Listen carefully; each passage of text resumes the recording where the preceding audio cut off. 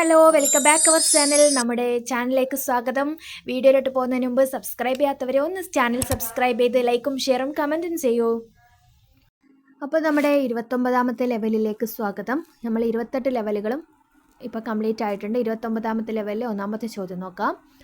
നിങ്ങളുടെ വാഹനം ഒരു യാത്രക്കാരനെ ഇടിക്കുകയാണെങ്കിൽ നിങ്ങൾ എന്ത് ചെയ്യണം? സ്വയം പരിചയപ്പെടുത്തിയതിനു ശേഷം പോകുക, വ്യക്തിയെ സഹായിക്കുക, ആംബുലൻസ് വിളിക്കുക, പരിക്കേറ്റ വ്യക്തിയെ സഹായിക്കുക, സ്വയം പരിചയപ്പെടുത്തുക, തുടർന്ന് പോലീസിൽ റിപ്പോർട്ട് ചെയ്യുക. മുകളിൽ കൊടുത്തിരിക്കുന്ന ഒന്നും ശരിയല്ല. അപ്പോൾ ഇതിൻ്റെ ഉത്തരം എന്താണ്? ഓപ്ഷൻ സി ആണ്.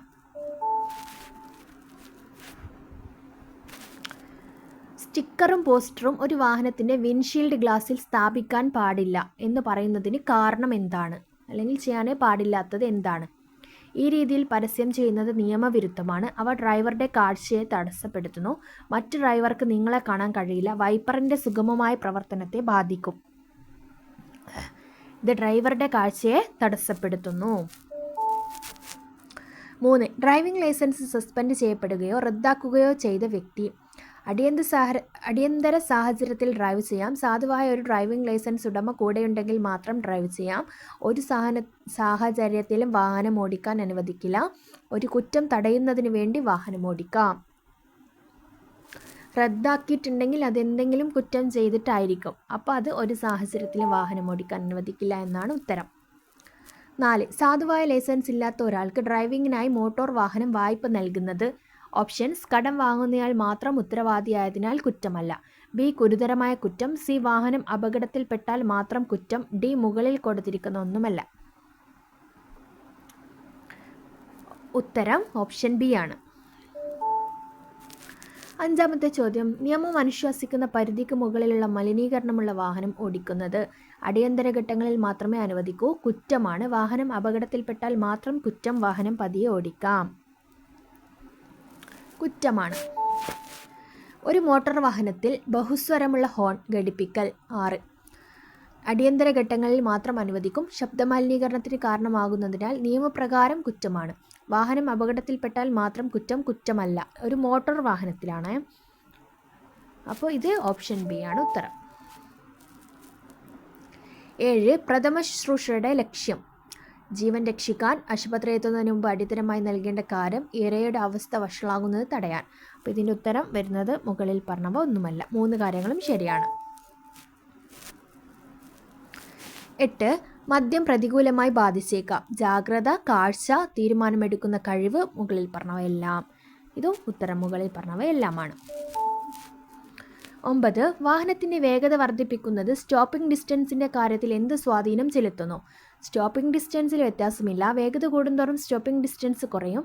വേഗത കൂടുന്തോറും സ്റ്റോപ്പിംഗ് ഡിസ്റ്റൻസ് കൂടും. മുകളിൽ കൊടുത്തിരിക്കുന്ന ഒന്നും ശരിയല്ല. ഉത്തരം ഓപ്ഷൻ സി ആണ്.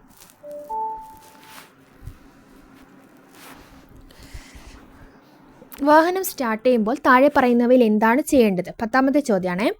ഗിയർ ന്യൂട്രൽ ആയിരിക്കണം. പാർക്കിംഗ് ബ്രേക്ക് എൻഗേജ് ആയിരിക്കണം. ക്ലച്ച് പെഡൽ അമർത്തിയിരിക്കണം. മുകളിൽ പറഞ്ഞവയെല്ലാം. 11. അമിത വേഗതയിലുള്ള ഡ്രൈവിംഗ് നിങ്ങൾക്ക് മികച്ച ഇന്ധനക്ഷമത നൽകുന്നു. അപകടങ്ങളോട് പ്രതികരിക്കാൻ മതിയായ സമയം കിട്ടുന്നില്ല. യാത്രയ്ക്ക് കുറച്ച് സമയം എടുക്കാനുള്ളൂ. എൻജിൻ കേടുപാടുകൾ കുറക്കും. ഓപ്ഷൻ ബി ആണ് ഉത്തരം. ഹൈവേകളിൽ വാഹനമോടിക്കുമ്പോഴുള്ള അടിസ്ഥാന നിയമം എന്താണ്? 12. ട്രാഫിക് കുറവുള്ള പാത ഉപയോഗിക്കുക. ഓവർടേക്ക് ചെയ്യുന്നില്ലെങ്കിൽ ഇടതുപാതയിലൂടെ വാഹനം ഓടിക്കുക. ഏത് ലൈനിലൂടെയും വാഹനം ഓടിക്കാം. തിരക്ക് തടയാൻ മണിക്കൂറിൽ 50 കിലോമീറ്ററിൽ കൂടുതൽ വേഗത നിലനിർത്താൻ ശ്രമിക്കുക. ഇതിൻ്റെ ഉത്തരം ഓപ്ഷൻ ബി ആണ്.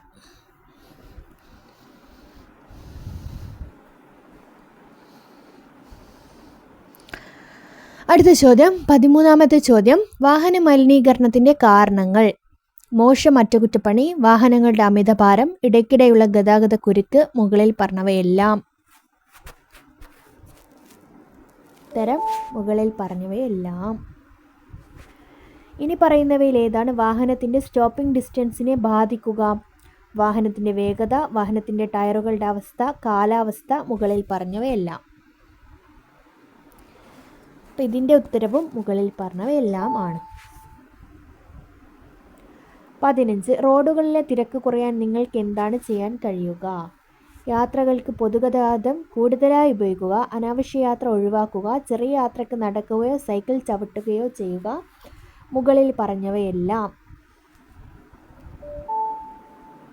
മുകളിൽ പറഞ്ഞവയെല്ലാം. 16. പരിസ്ഥിതി മലിനീകരണം തടയാൻ നിങ്ങൾക്ക് എങ്ങനെ സഹായിക്കാനാകും?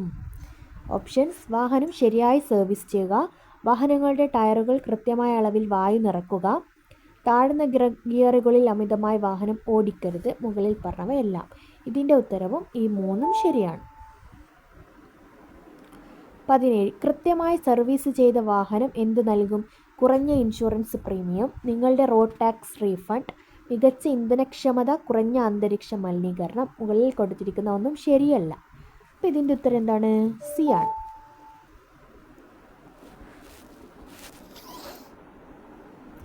18. നിങ്ങളുടെ വാഹനത്തിൻ്റെ മുന്നിലേക്ക് ഒരു പന്ത് വരുന്നതായി നിങ്ങളുടെ ശ്രദ്ധയിൽപ്പെട്ടാൽ എന്താണ് ചെയ്യേണ്ടത്?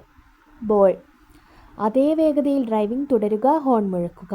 അതേ വേഗതയിൽ ഡ്രൈവിംഗ് തുടരുക, ഹെഡ്ലൈറ്റുകൾ ഫ്ലാഷ് ചെയ്യുക. വേഗത കുറയ്ക്കുക, കുട്ടികൾക്കായി നിർത്താൻ തയ്യാറാകുക. വാഹനം നിർത്തി കുട്ടികളോട് അവരുടെ പന്ത് കൊണ്ടുവരാൻ ആവശ്യപ്പെടുക.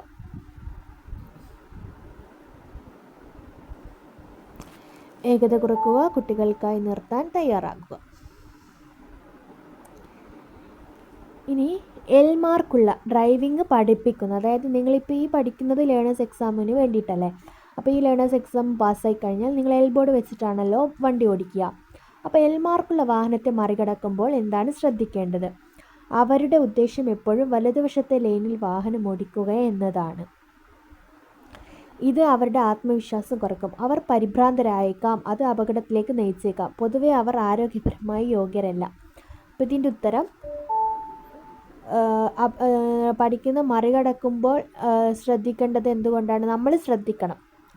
ഡ്രൈവിംഗ് ലൈസൻസ് ഉള്ളവർ ശ്രദ്ധിക്കണം, ലേണേഴ്സ് ലൈസൻസ് ഉള്ളവരെ.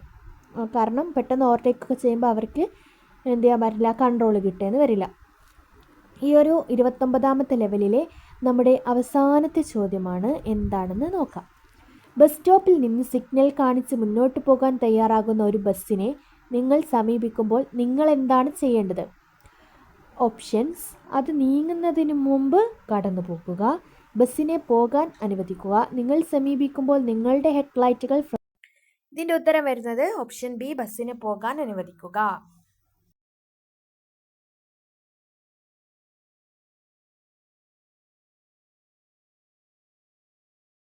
നിങ്ങൾക്ക് ഈ വീഡിയോ ഇഷ്ടമായിട്ടുണ്ടെങ്കിൽ പ്ലീസ് ഒന്ന് ലൈക്ക് ചെയ്യുക. നിങ്ങളുടെ വിലയേറിയ അഭിപ്രായങ്ങൾ ഒന്ന് കമൻറ്റ് ചെയ്യുക.